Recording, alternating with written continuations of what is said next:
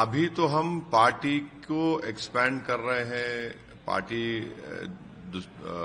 कई प्रदेशों में जाकर इलेक्शन लड़ रही है और भी लड़ने की हम कोशिश कर रहे हैं। चुनाव लड़ने में जितना मजा हमको आता है शायद किसी को भी नहीं आता होगा।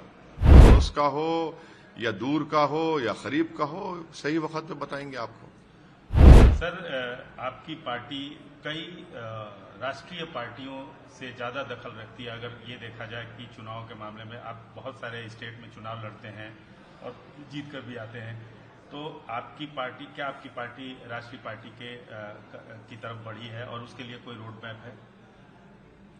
अभी तो हम पार्टी को एक्सपैंड कर रहे हैं। पार्टी कई प्रदेशों में जाकर इलेक्शन लड़ रही है और भी लड़ने की हम कोशिश कर रहे हैं, और फिर इलेक्शन लड़े तो जीतने की कोशिश करेंगे।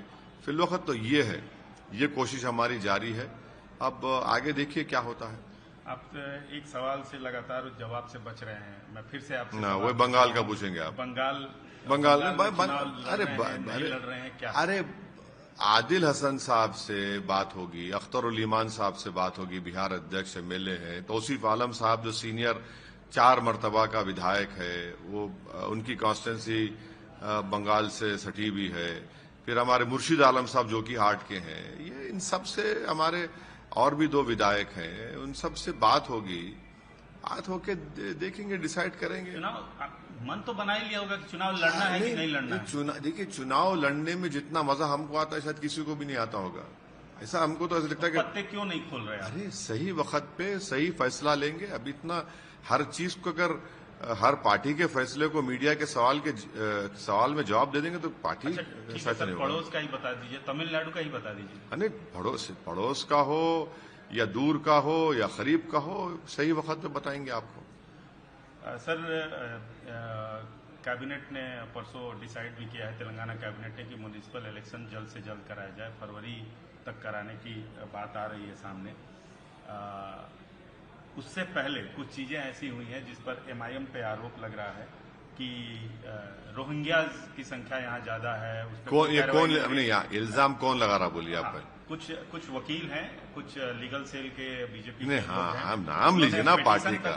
पिटीशन तक फाइल किया है कोर्ट में क्या कि रोहिंग्याज का इशू बहुत बड़ा है और यहाँ पे कोई मौजूद कार्रवाई नहीं हो रही है। नहीं, देखिए, अगर कोई उनके पास प्रूफ है, आप पेश कर दिए, उनका नाम निकलवा दीजिए ना। ये बीजेपी का प्लेबुक है। बिहार में जाकर घुसपैठी बोले, कितना फॉर्म 7 ने डाले, एक फॉर्म 7 ने नहीं डाले उन्होंने सीमांचल में, और सीमांचल को आपने बदनाम कर दिया या बदनाम करने की कोशिश की वहां जनता को। अभी भी आप कहने आप लाइए, आप एसआईआर होगा तेलंगाना में, 7 फॉर्म 7 डालिए। कौन रोक रहा है आपको भाई? आप अच्छा, अगर यहां पर है यहां पर, मैं नहीं कह रहा हूं, उनका नाम अगर वोटर लिस्ट में है, आप निकलवाइए। और तीसरा, अगर उनके पास यूएनएचसीआर का कार्ड है तो आपको देख लीजिए। मगर इससे पूरे शहर को क्यों बदनाम कर रहे हैं आप?